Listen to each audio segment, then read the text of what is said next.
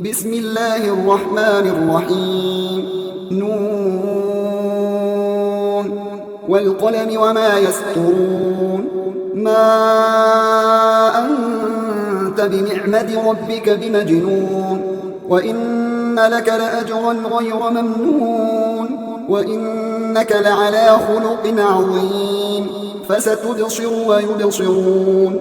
بأيكم المفتون إن ربك هو أعلم بمن ضل عن سبيله وهو أعلم بالمهتدين فلا تطع المكذبين ودوا لو تدهن فيدهنون ولا تطع كل حلاف مهين هماز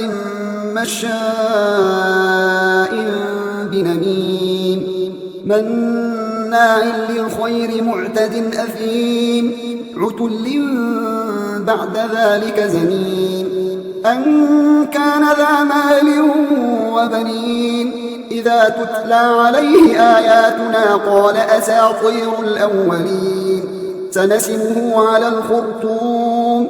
إنا بلوناهم كما بلونا أصحاب الجنة إذ أقسموا ليصرمنها مصبحين ولا يستثنون فطاف عليها طائف من ربك وهم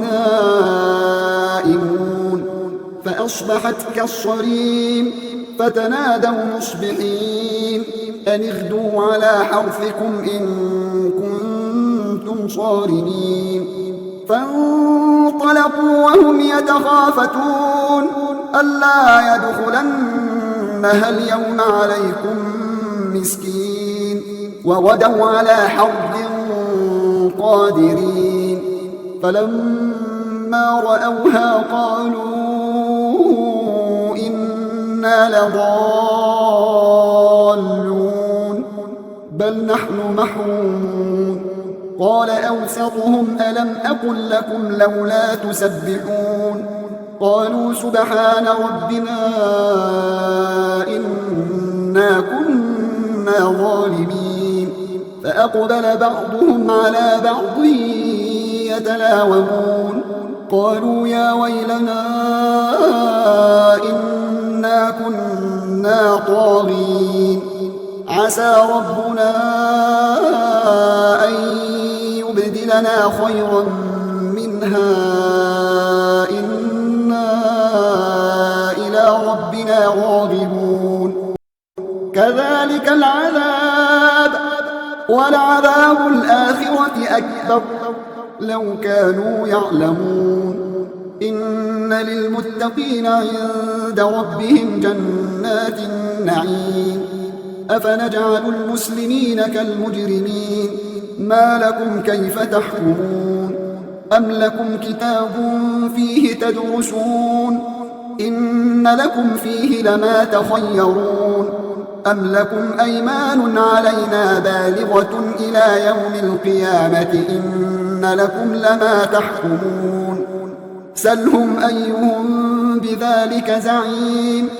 أم لهم شركاء فليأتوا بشركائهم إن كانوا صادقين يوم يكشف عن ساق ويدعون إلى السجود فلا يستطيعون خاشعة أبصارهم ترهقهم ذلة وقد كانوا يدعون إلى السجود وهم سالمون فذرني ومن يكذب بهذا الحديث سنستدرجهم من حيث لا يعلمون وأملي لهم إن كيدي متين أم تسألهم أجرا فهم من مغرم مثقلون أم عندهم الغيب فهم يكتبون فاصبر لحكم ربك ولا تكن كصاحب الحوت إذ نادى وهو مكروم لولا أن تداركه نعمة من ربه لنبذ بالعراء وهو مذموم فاجتباه ربه فجعله من الصالحين وإن يكاد الذين كفروا ليزلقونك بأبصارهم لما سمعوا الذكر ويقولون إنه لمجنون وما هو إلا ذكر للعالمين